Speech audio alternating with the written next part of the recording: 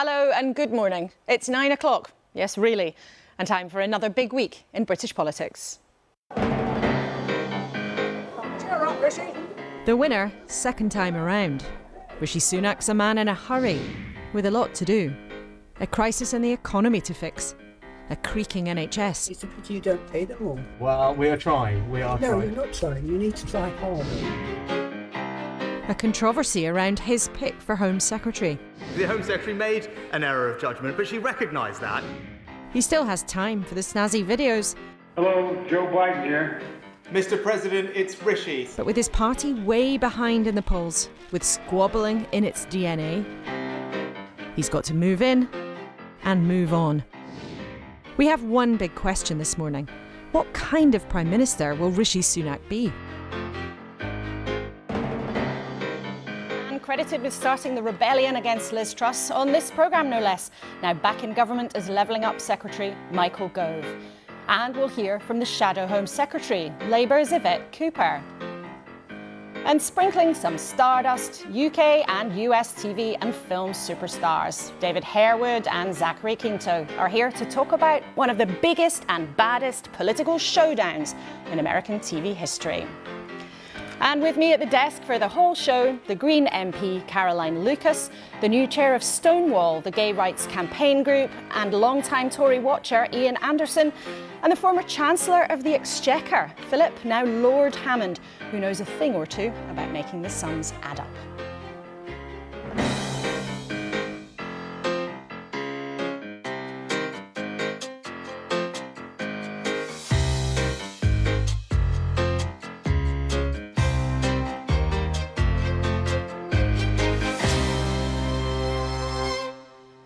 Hello and a warm welcome to the first Sunday of the Sunak era. It is 9 o'clock, in case you forgot to put the clocks back, so don't get a fright.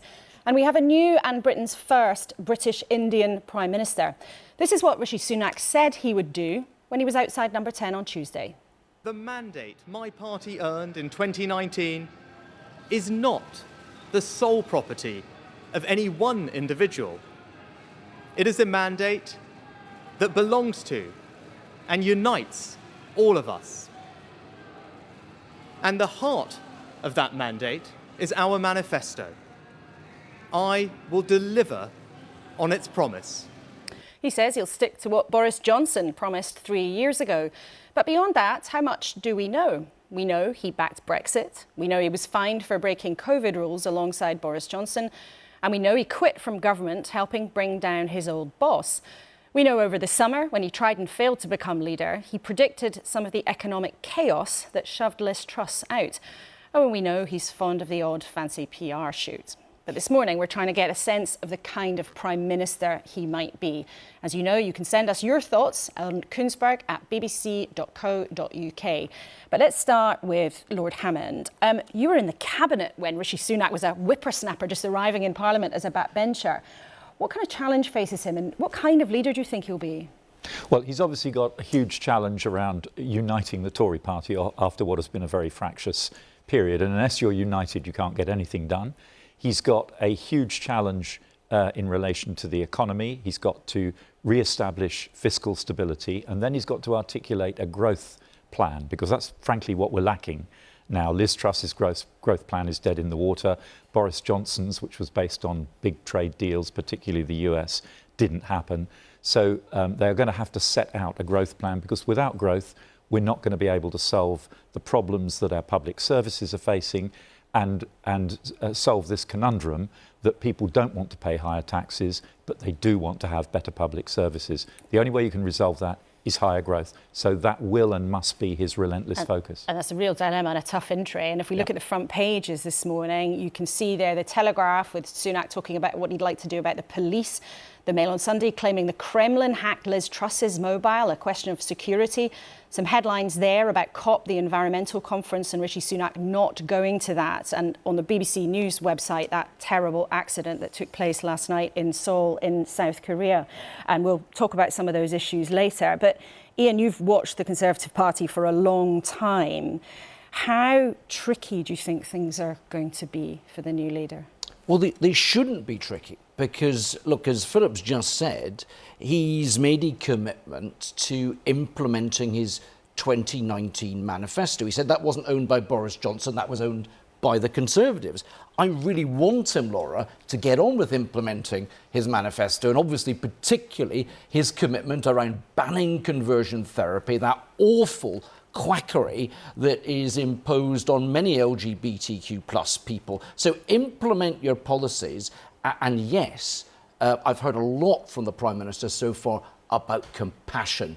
I want to see compassionate conservatism, and I see Michael Gove writing about it in the papers this morning too. But it has been an unbelievably torrid time for the Conservative Party, and the country has sort of watched on through this trauma. Now there's a leader who says things are going to be stable, maybe even whisper it a little bit boring. But see, in this morning's papers, you've got minister after minister outlining what they think it should look like. Oliver Dowden saying Rishi Sunak's a safe pair of hands.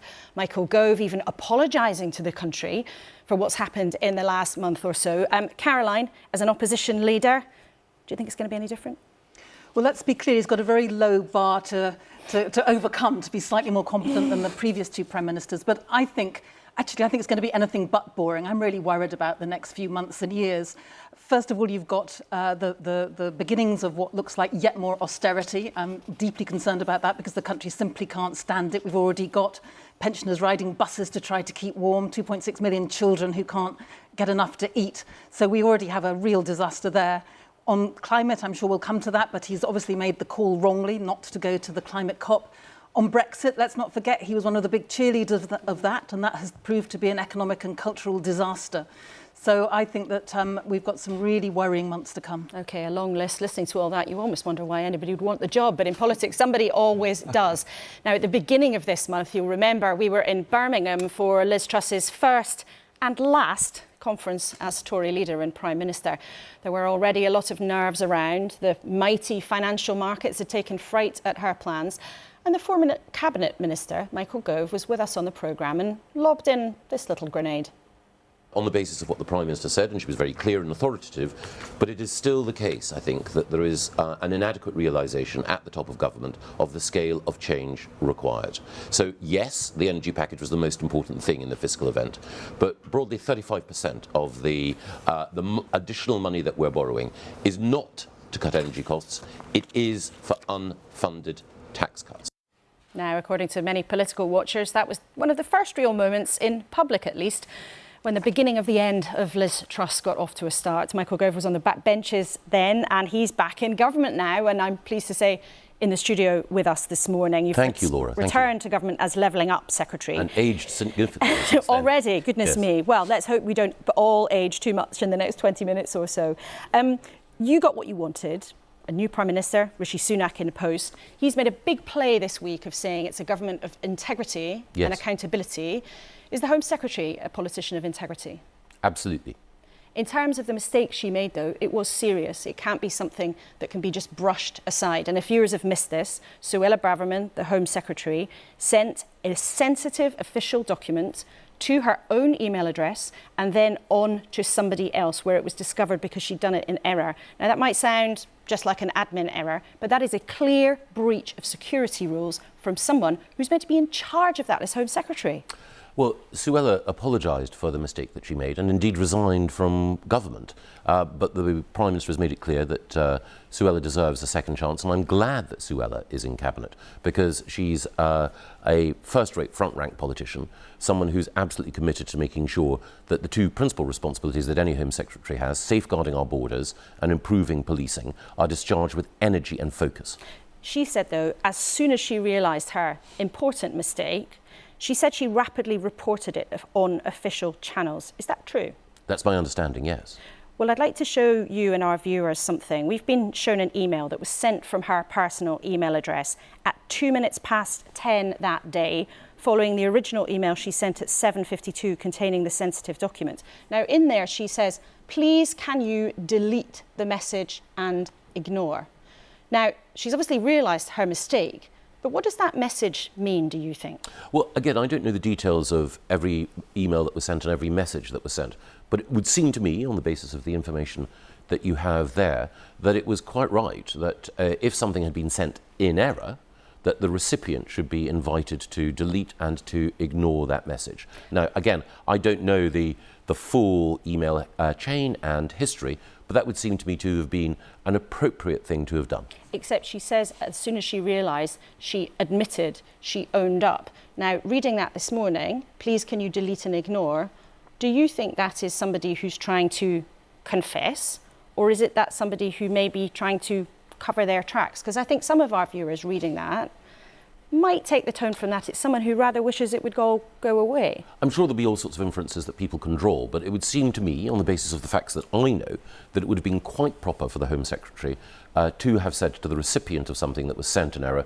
please do delete and ignore it. That is standard practice. And I know that whenever an email is sent in error, and it's also the case, I think, that the Home Secretary subsequently, or that morning, had conversations with officials and others, and as a consequence of those conversations, acknowledged error and made it clear that she was departing from office. But it wasn't until around noon, actually, that she did then report through officials to Simon Case, the Cabinet Secretary, that this had happened. So what we know now is she sent an email in error at about 10 to 8. About a couple of hours later, she asked someone to delete it. And then a couple of hours later, that is when, through officials, as I understand it, she approached Simon Case and said that she had made this mistake. And Michael Gove, this isn't like sending someone your shopping list by accident. No, you know, I it's not like having that jaw-dropping moment of sending the wrong text to the wrong friend. This is the Home Secretary committing a clear security breach using her personal email. Yes, and I think that, again, I don't want to get into all of the detail because, as we know, the message that was sent was intended for another parliamentarian, and so it's not as though it was being sent out into the ether to persons unknown. But I don't know all of the conversations that the Home Secretary had with the then Prime Minister and with the Cabinet Secretary. What I do know is that Suella apologised for the error, resigned from office, and then when she was reappointed to do a job for which she is very well equipped and which she is completely focused on, the Prime Minister and the Cabinet Secretary had complete confidence that Suella was the right person for that role. But the point is here, though, Michael Gove, that she has said publicly that she owned up to the error as soon as she realised the mistake. Now, some people, seeing what we have shown them this morning, might think that's not quite the case. Are you confident that she has given people the full and correct version of events? And you say you're not quite sure. Wouldn't it be better, actually, if the government just did what the Labour Party is demanding and published all the documents straight away, and then everyone can see for themselves? At the heart of this is a concern, understandably, about security. And one of the things when we're discussing any of these security questions is that it's entirely understandable that on behalf of the public, that the media should ask, and on behalf of the opposition, the Shadow Home Secretary should ask for information to be published. But when we publish everything, we also potentially publish information that can compromise the effective operation, not just of government, but of national security itself. Except so that this is about a personal Gmail. Oh, no, quite. But I want to be fair to people who are asking questions, including opposition MPs. They have a legitimate right to do so. But I also critically want to ensure that what we don't do is, on the basis of the imperfect information that is in the public domain, rush to judgment in a way that would seem to me to be inappropriate. So, again, I understand why people are asking these questions.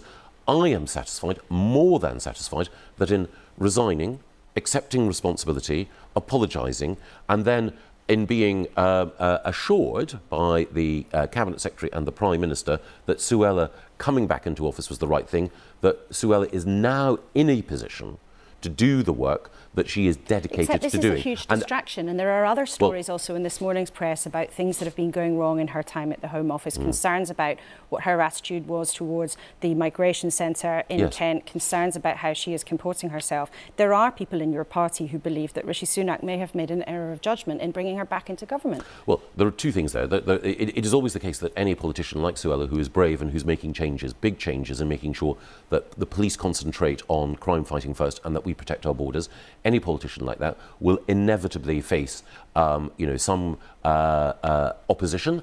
You're only, there's a phrase that we have in politics, you only take flak if you're over the target, and Suella is on target in order to deal with these things. But just days in her being in office, there are really big questions being asked about her. But the other thing is that... This isn't just saying, well, if you do tough stuff, you're going to get a tough ride. But everybody would accept that. But that's principally what's behind it. But also, you also make the point about things being a distraction. And again, I don't want to criticise the media because I've been a journalist myself in the past, but in a way, it becomes a distraction if people are asking these questions. It's entirely... But it's a distraction because the Home Secretary breached security rules, and she's the person in government who's responsible for meant to be keeping us safe. And she broke the rules. Suella apologised.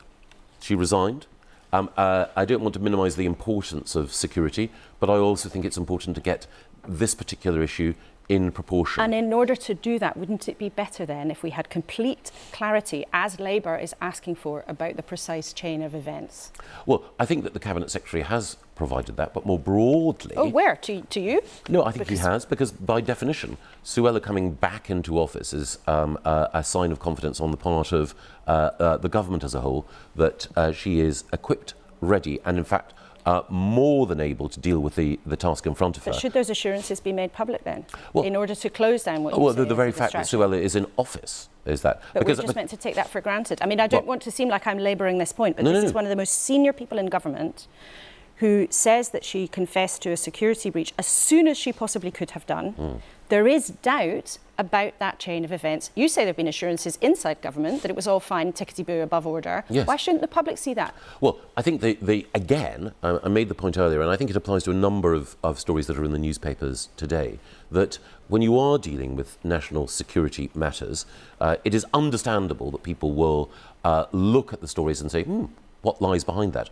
But when you are dealing with national security matters, then it will often be the case that there is information that you cannot share because that might compromise national security or the effective operation of government. And so, again, having been a minister... That's the point, isn't it, that she was willing to share it. But anyway, we've got big issues to talk about with you, and we want to talk about particularly housing this morning, which is part of your job, Michael Gove, because it's an issue... Millions of people in the country are very anxious about their rent, anxious about their mortgage, and it is part of your job in government now and previously to get on with it. Just to start off, we've had an email from one of our viewers, Victoria in Gosport. She's a renter. She said, I and millions of others are at risk of losing our homes because of rising interest rates. I'm going to be priced out of the town I've lived in my entire life, which has seen the rent increase by hundreds of pounds in just the last 12 months.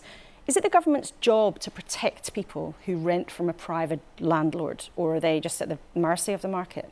No, it is the government's job to do everything that we can to support people through difficult times. And the Prime Minister, in his article in the Mail on Sunday today, has made the point that while we do need to take some pretty tough measures in order to deal with inflation, that fairness is his lodestar.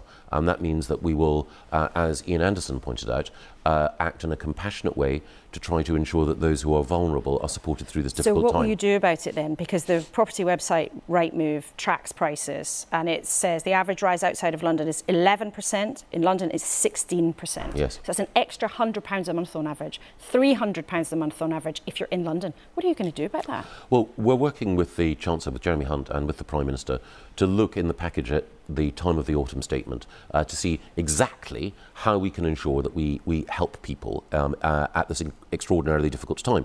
And I can't preempt what's going to be announced then, but what I can do is to point to what Rishi did when he was Chancellor. So at critical moments during COVID, Rishi made it clear that while there were some very tough decisions that we had to take in order to combat the virus and to keep the economy going, that economic support would be targeted on the very poorest. Well, so you can see what economists call his revealed preferences, and they are to do what is in the national interest and at the same time to support those people who are facing the toughest times. Might that mean financial help for renters, for people who are renting their homes who've seen increases? Might that mean cash for them?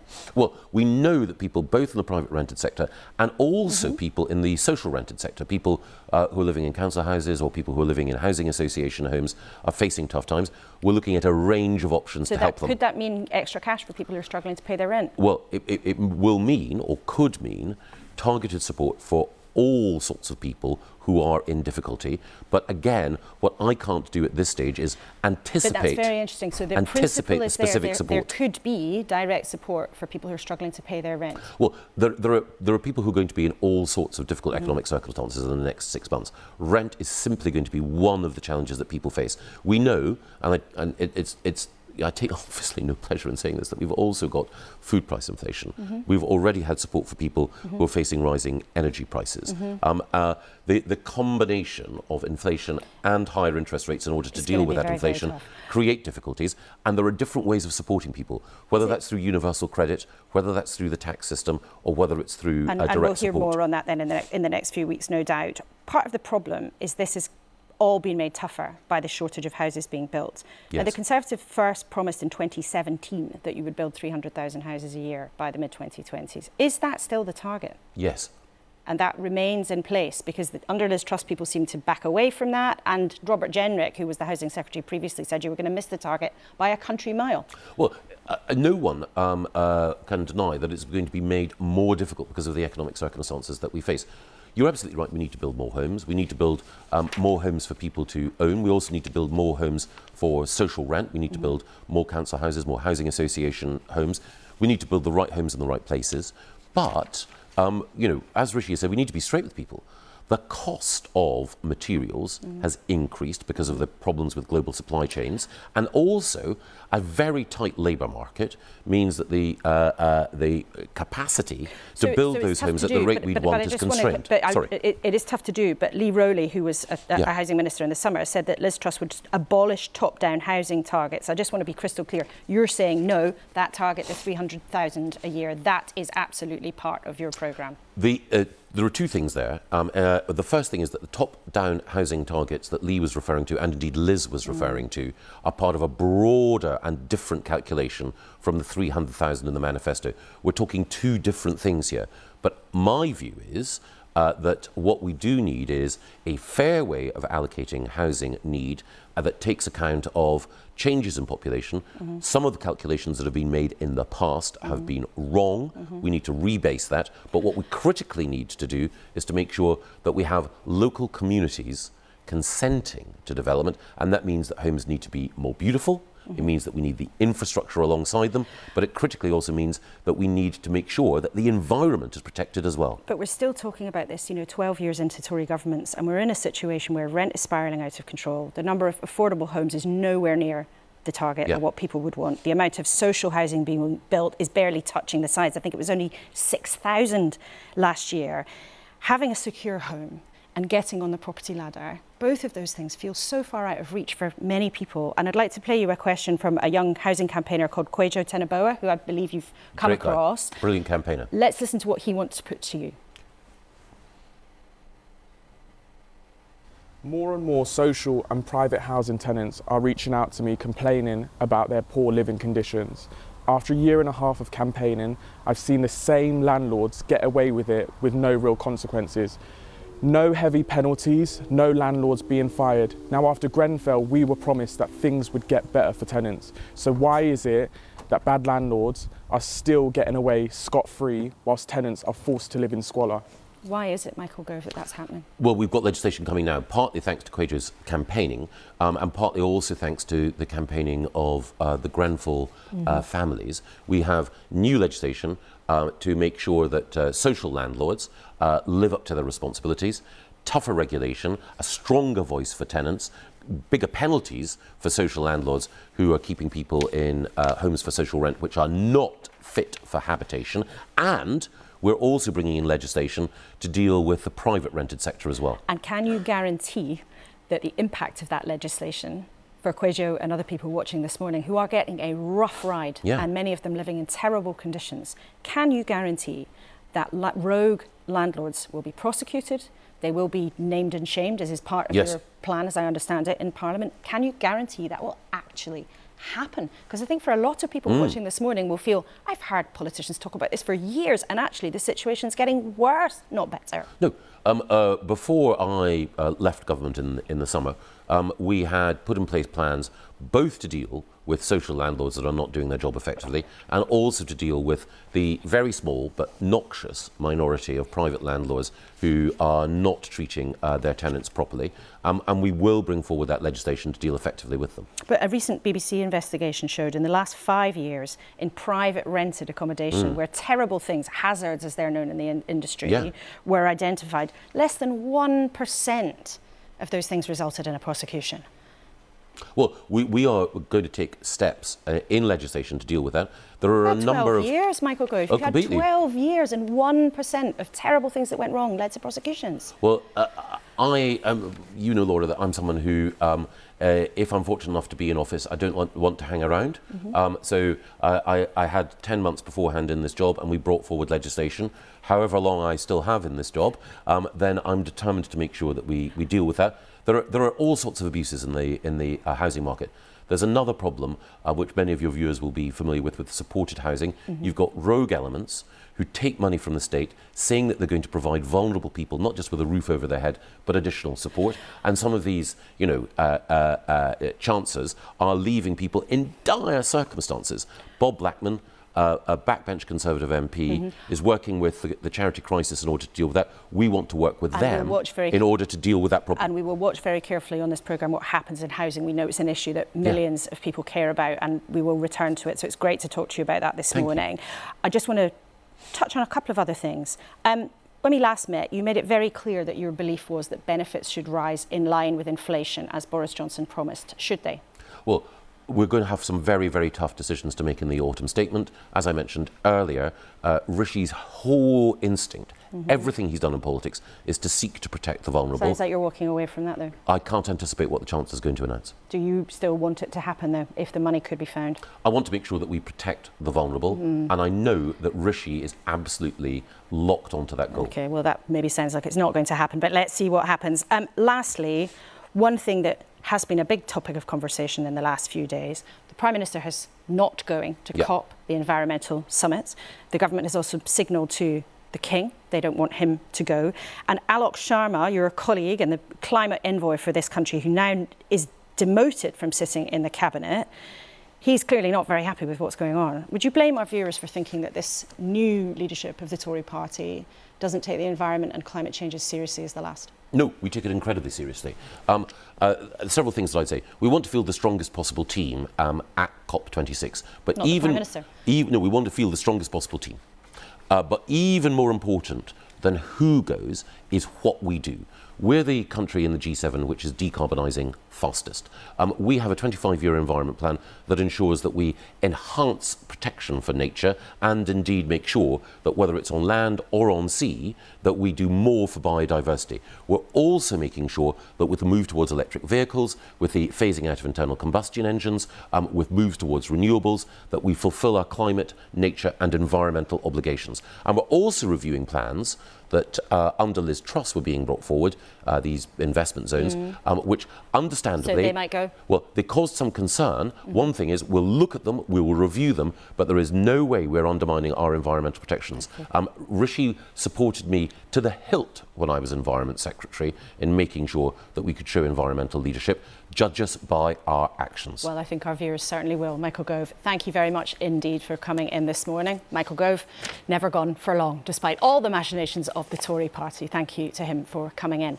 Lots of interesting fodder in there. Let's see what our panel had to make of it. Firstly to you, Ian Anderson, Tory watcher for a long time. What did you make of what he had to say about Suella Braverman as Home Secretary? So, look, this is not the ideal start, is it? It wasn't the ideal end of the previous administration. For me, and I think for a lot of viewers, the key thing will be this. Our national security is absolutely paramount, and perhaps, even more paramount, if that's possible, in the current environment that we're in.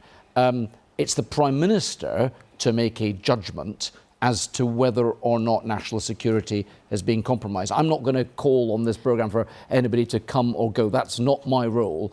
But the Prime Minister needs to be absolutely satisfied. Home Office officials, the security services need to be completely confident when they send information to a Home Secretary, it's not going to go anywhere else. Well, it's interesting because there is some widespread concern. The Observer talking this morning about secret meetings of the Home Secretary and MPs on the backbenches, and a concern that some people have around that. But Philip Hammond, one of the interesting things there was to hear Michael Gove commit very firmly to the target of bringing 300,000 new homes every year. Now, I think that target was brought in when you were Chancellor. Why is housing so difficult as a problem to solve in this country? Well, it's a huge challenge for the Tory party because on the one hand, you've got a commitment, as Michael Gove's reiterated this morning, to building more homes in aggregate. But at the same time, you've got the difficulty that many of our core supporters and voters in the Tory party do not want those homes built near them. And that's the challenge here. Everybody wants to solve this problem. Nobody wants it solved on their doorstep. And resolving that challenge is a very big issue for government.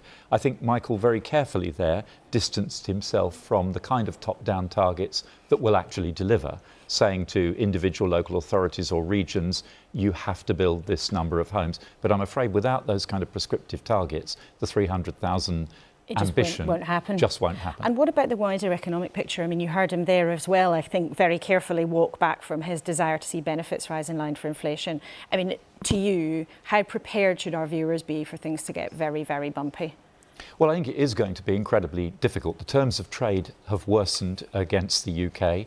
The markets have stamped their foot and said that fiscal discipline will happen. I heard Michael Gove talking about targeted support for all sorts of people, but I didn't hear him saying how it will be paid for.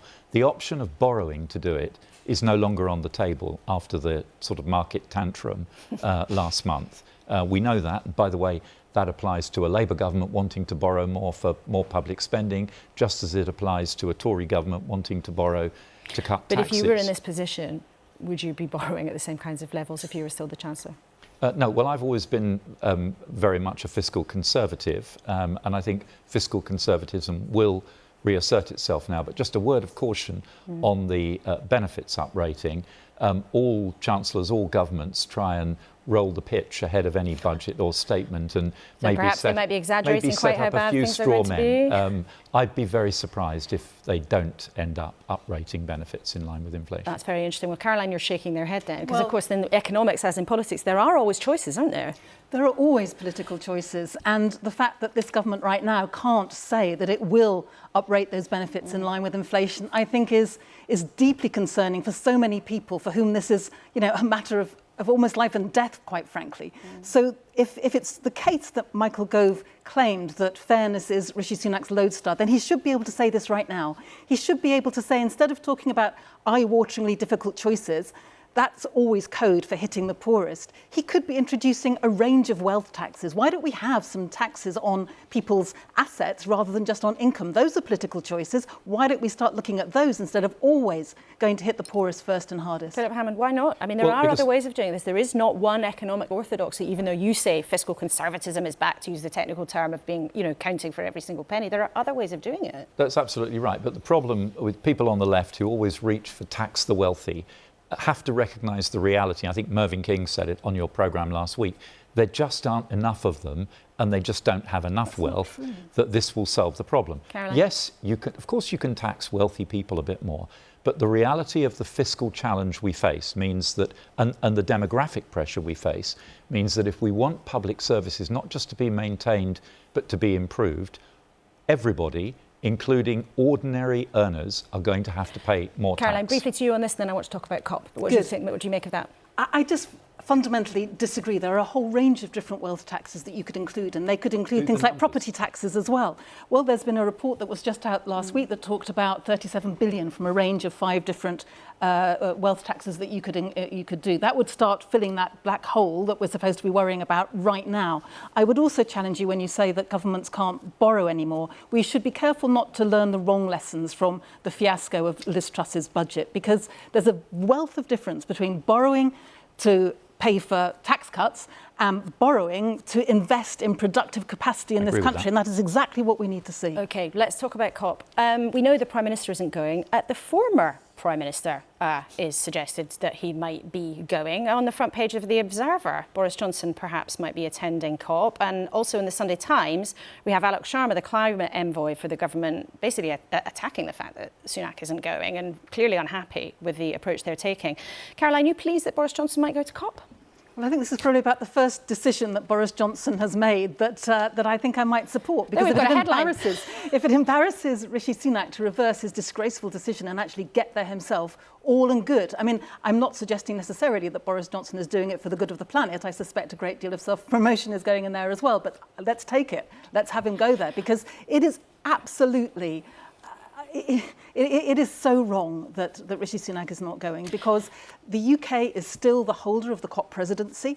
Symbols matter. If we're really saying that in the 6th richest country in the world that our Prime Minister can't be bothered to get there because he's busy, what about all of those Prime Ministers in countries that are absolutely on the front edge of the climate emergency right now? Except that, is there not an argument that sometimes, and I know having covered a lot of these kinds of summits themselves, sometimes there is a lot of chat, a lot of gathering, quite a lot of hangers-on. Sometimes big political summits don't actually turn out to be what they promise, and actually all the work sometimes is done on the phone or in quiet corners, and the sort of pageantry of these big summits sometimes doesn't really make a difference. I think you need all of that. I've been to these big summits and I agree with you. They can be a massive jamboree, but at the same time, when the future of climate talks depends on trust between the countries in the global south who are desperate for the global north to actually put some money on the table and to demonstrate by their own actions that they're serious, then these meetings do matter. Glasgow agreed to a so-called ratchet mechanism where we're supposed to be increasing our ambition when it comes to climate emission reductions. The UK has not increased its reduction target since last year, since Glasgow. That is bad news, contrary to what Michael Gove was saying. We need to be there to send a symbol that we are serious about these talks, and we will put our money where our mouths are. Well, it'll be very interesting to see what actually happens at that summit. We'll be talking about it in the next couple of weeks. I just want to talk about another issue. So the World Cup is coming, football fan or not, it's going to be everywhere. But there's an important element of the fact that the tournament is going to be in Qatar, which has a pretty appalling record when it comes to rights for LGBT people. There's an article this morning by John Fashanu, the former England player whose brother Justin took his own life, who was gay, and he tells the Mirror that Qatar needs to learn to accept fans rather than the other way around. Now, Ian, in your role as new chair of Stonewall, the Foreign Secretary told people this week that they should show respect to the host country. Was that the right message? Well, I noted as well that number 10 Downing Street very, very quickly, shall we say, corrected the Foreign Secretary's position. It was the wrong thing to say. Look, for me, and we've seen this in countless examples of countries around the world that are looking to liberalise their laws. They're really destructive laws around LGBTQ plus people. Earlier this year, I resigned from a role that the government had asked me to do, to be the LGBTQ business champion. Why did I resign? I resigned because the government wasn't pushing forward with its manifesto commitments. Alongside that, we collapsed a conference which should have been an opportunity for business, for civil society, for everybody that's interested in that policy to be able to push forward reform. But a lot of this debate, Ian Anderson, particularly around the issue of trans rights, has become very heated, very aggressive sometimes. As the new chair of Stonewall, do you think it's gone too far? I mean, there are particularly some women who are gender critical, as it's known, who are asking questions about this whole debate, who feel that they've been shut out and unfairly targeted. What would you say to people? So this is my first public appearance as the incoming chair of Stonewall. Anybody that knows me knows that I believe in a big tent. I've engaged with the Labour Party so far. I've met actually government ministers in the previous administration who've given commitments that they'll push forward on a ban on conversion therapy. What I want to do is talk to women's groups. I want to talk generally, Laura. I want to get this conversation off Twitter. I want to stop debating people's lives and get everybody to come together again. So more shouting and less talking. Less shouting and more conversations and more policy action. OK. Finally, I can't help but show us and show you something that's in the papers this morning. The Sunday Times pulls back the curtain on Liz Truss's expectations of what she wanted when she went on foreign trips. And it's quite a long list.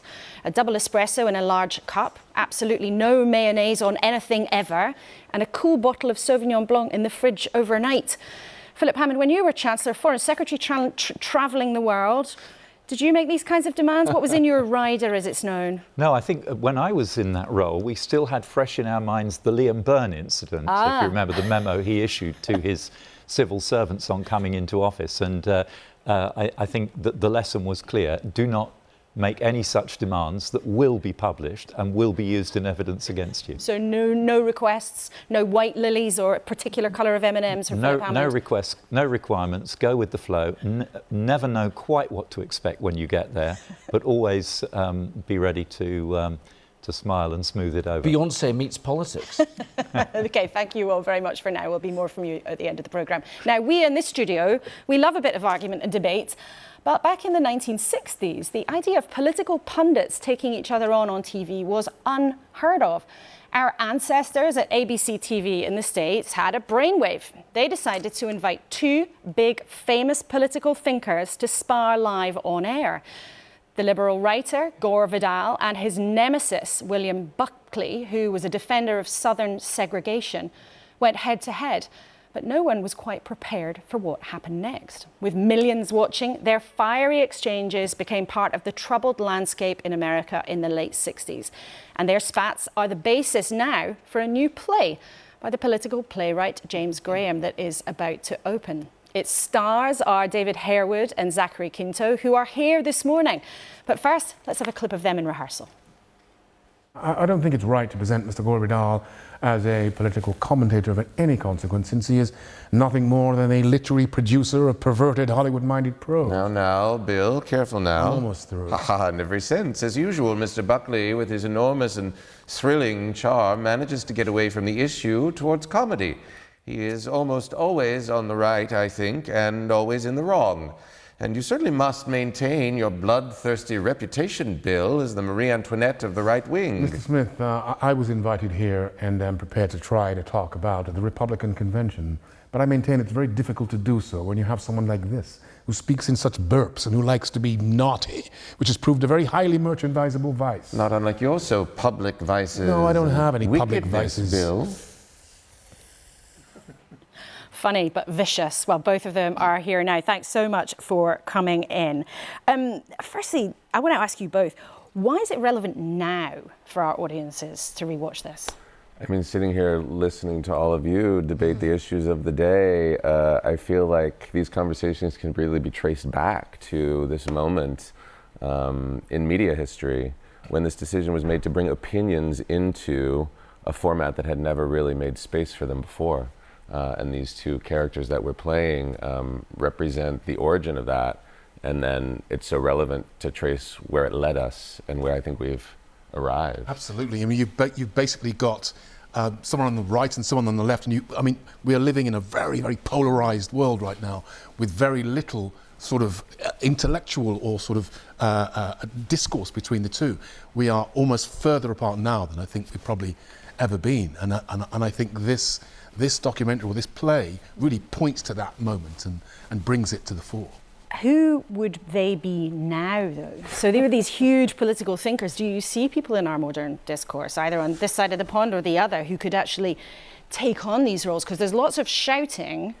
As you were just saying, I think there is, being here, coming from the States, I will say it feels like there's perceptibly more of an integrity in your conversations about politics and about the landscape. I think where I've just come from and where I live, there's been an incredible denigration of the conversation to a dangerous degree, actually. Dangerous? Oh yeah, I mean, yeah, if you just look at what's happening now, I feel like, violence is being incited left and right in our country in particular.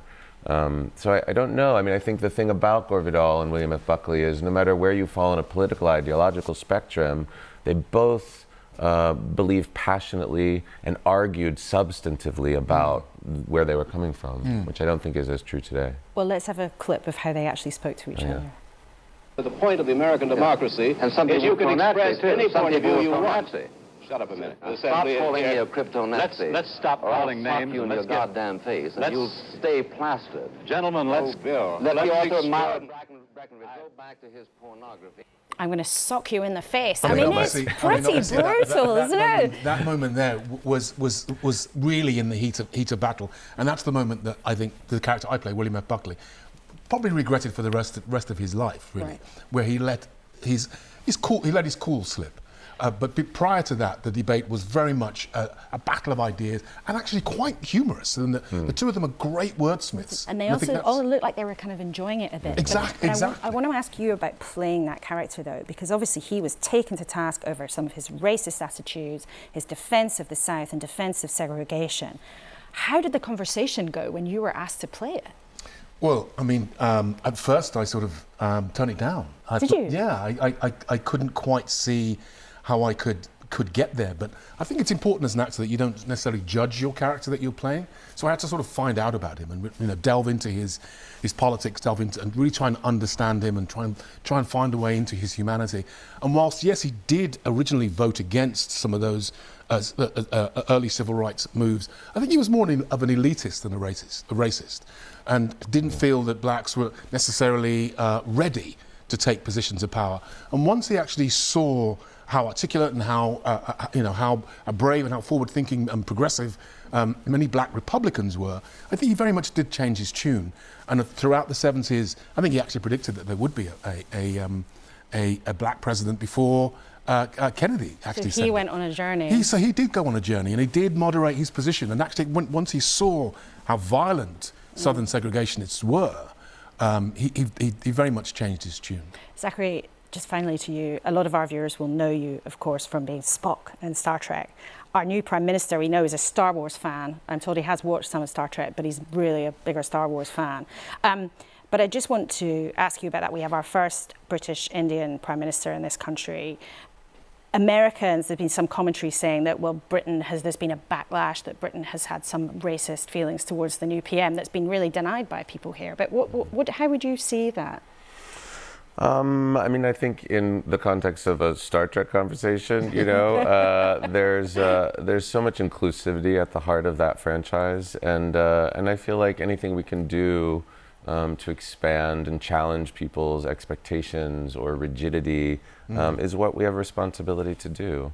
And I think part of that is conversation, part of that is discourse, and part of the honor of playing a character like Gore Vidal is not only was he an intellectual titan, but he was also a gay icon in many ways, and had forward-thinking beliefs that were unimpeachable, uncompromised, ahead of his time. And I think that's the kind of conversation that I'm interested in being a part of. So to play a character that so truly represents that with real authenticity and integrity is something that I'm really excited to be able to do. Okay, Zachary Quinto and David Harewood, thank you so much for coming and having a conversation with us here in the studio. It's great to have you. And the play Best of Enemies by James Graham opens next month in the West End, where those characters will be brought to life. Now, remember, we always want to know what you think, especially we want to hear what you'd like us to discuss on the show. You can always email us at kuenssberg@bbc.co.uk. If you're into social media, you can talk about what's going on using the hashtag #BBCLauraK. And for live chat about what's happening right now, you can go to the BBC's live page at bbc.co.uk/news. And after the show, I can join you there. Well, I'll be posting some of my thoughts about what we've heard.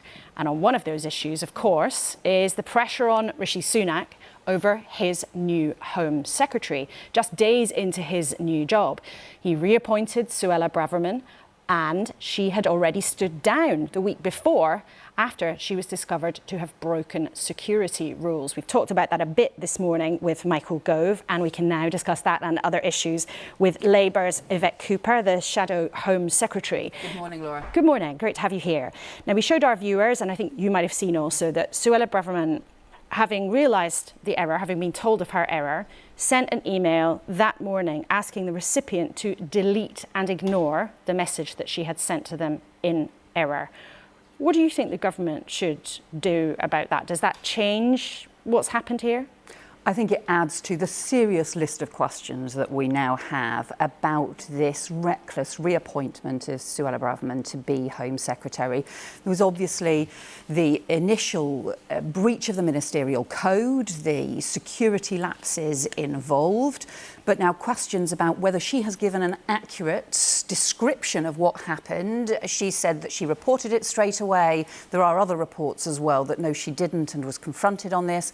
And also the further reports of her being involved in other security leaks or security leak inquiries around both a case involving the security service and also a case involving the leak of sensitive legal advice. So we would like that, as much of this information as possible, to be answered to Parliament and anything that is sensitive to go to the Intelligence and Security Committee, because this is too important. National security is too important, and it goes to the heart of Rishi Sunak's error of judgment as well. And of course, everybody would accept that national security is paramount.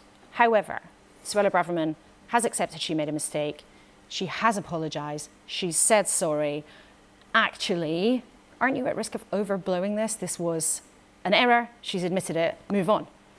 Well, I listened to Michael Gove being interviewed, or some of his interview earlier, and I thought that he was really badly minimising issues around national security.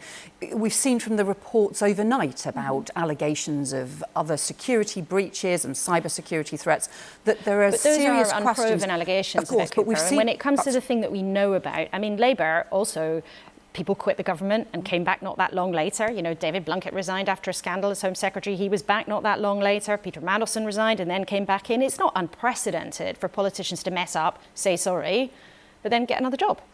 If you breached the ministerial code 6 days ago, 6 days previously, and then the Prime Minister reappoints you to the job that is in charge of security, national security, that takes this immensely seriously, where there are still a huge number of questions to be answered about whether or not this was the only occasion in which there had been these kinds of security lapses, whether or not that she had been involved in other kinds of security lapses where there have been allegations as well. And do you think she should stand aside? And I think... Do you think she should stand aside? Should she resign? Yeah, I think, and let me finish the point first, and where there is also reports of the Cabinet Secretary and the Cabinet Office having advised against this appointment.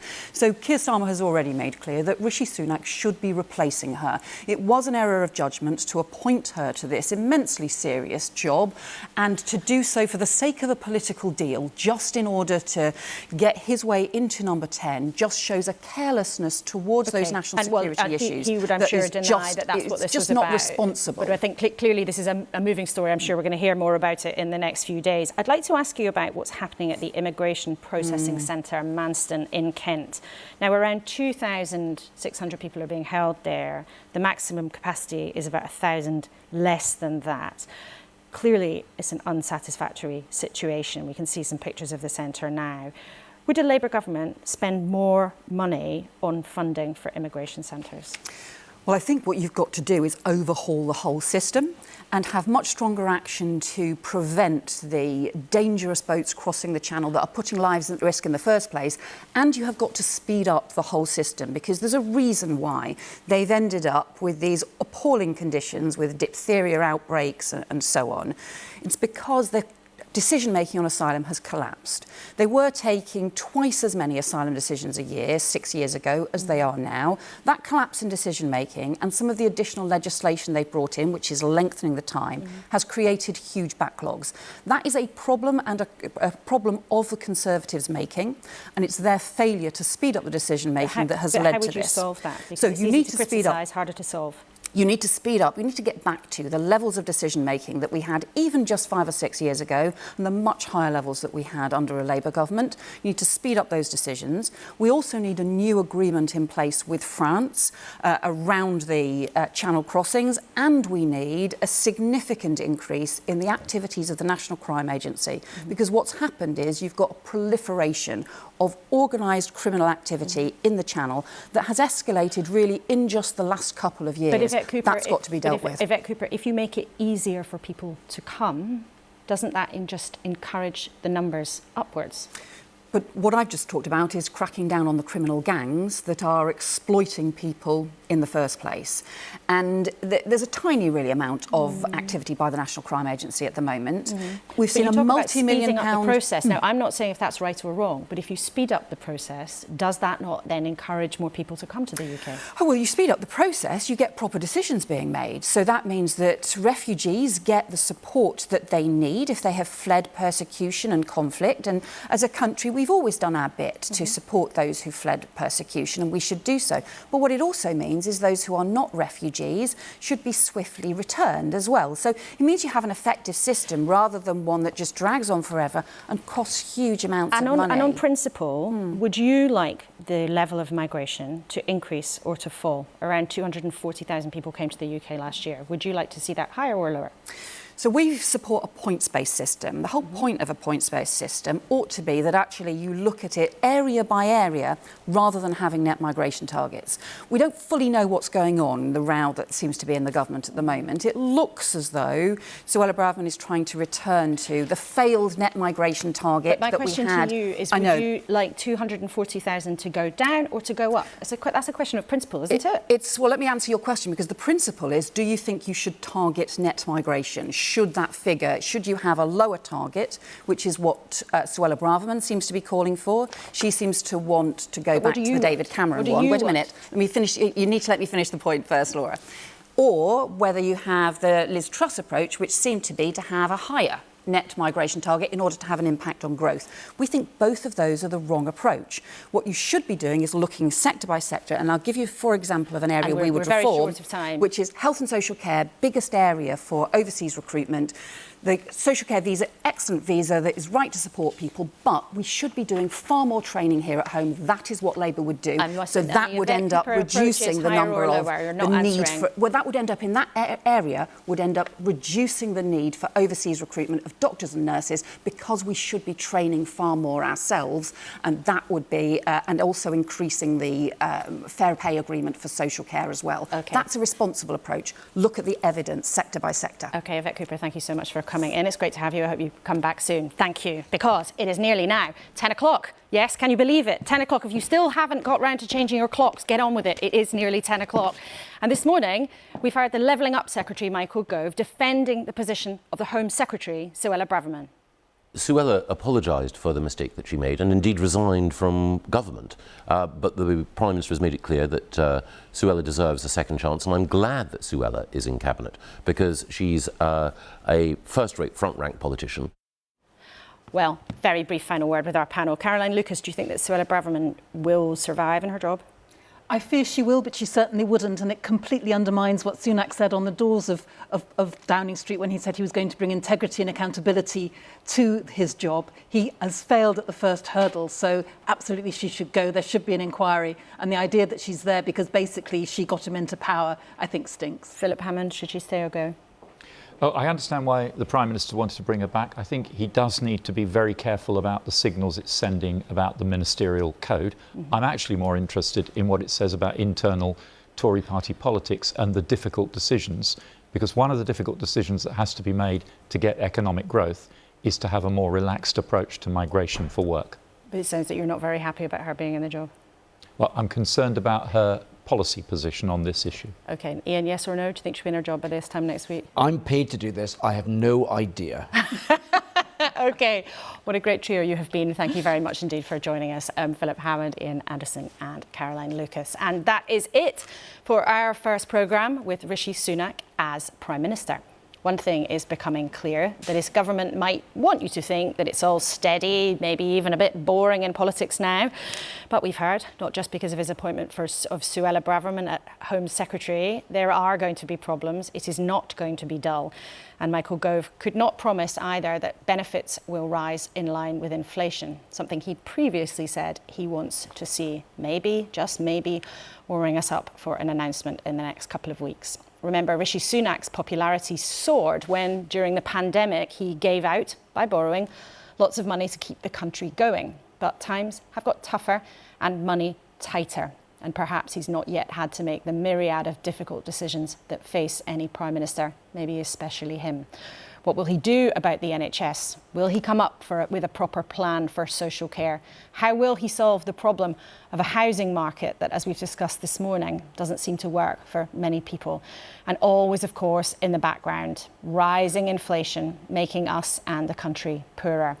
Whatever the Prime Minister chooses to do, being boring is not an option. Thank you so much for watching it this morning. If you've missed any of the programme, you can watch it again on the iPlayer. Until next week, goodbye.